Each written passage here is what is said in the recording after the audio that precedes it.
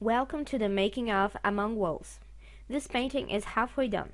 The background is set, the subject is established and colored. Her face, as you see, it's completely rendered.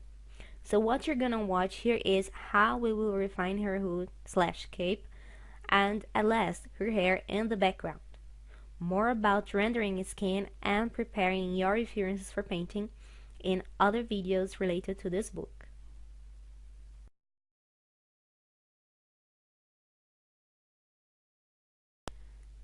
Okay, now just for the record, I'm using a low to medium opacity fine tip soft airbrush.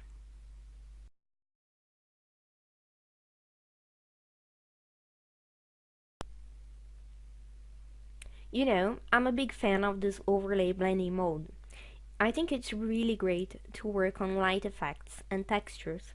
I use it basically all the time and in a lot of paintings. Okay, that's it. Our halo-like thing is finished, and you can compare when I hide the layer how it looked before and how it looks now. Continuing with this painting, we will work some fur now. We have a sketch base where the main color tones are set. We are working on an A3 paper size 300 dpi file. The first thing I do is to set my brush to a tiny whiny size, about the thickness of a hair and low opacity. The intention here is not to make the strands appear so much, but to map which direction the strands and the fur should go. I want a natural look, a very organic look, so I want to care very much about such aspects as fur thickness, direction, color, and how it reacts to light.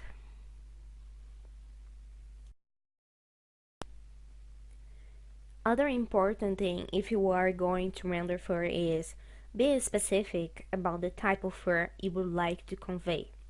The more specific, the more realistic, because you are going to base your rendering on those unique qualities.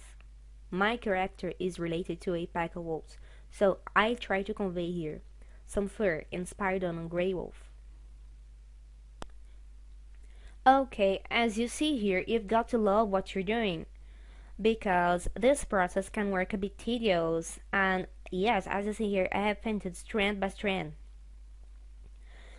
And the same, at least for me, is valid regarding hair. And I'm painting hair, I paint just every single one individually. And you can of course use photos to make your textures, and I have done it a lot, but not for this painting. Exactly here I wanted to make every single detail myself.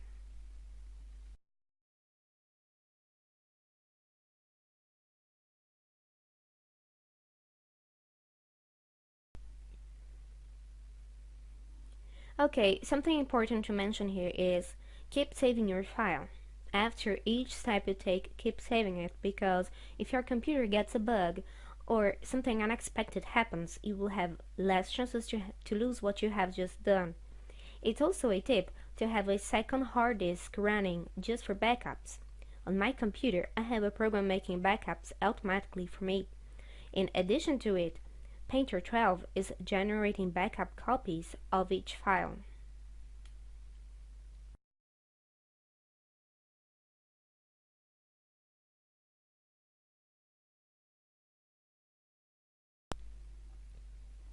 And as you see here, I started applying a lighter tone to some areas of the fur.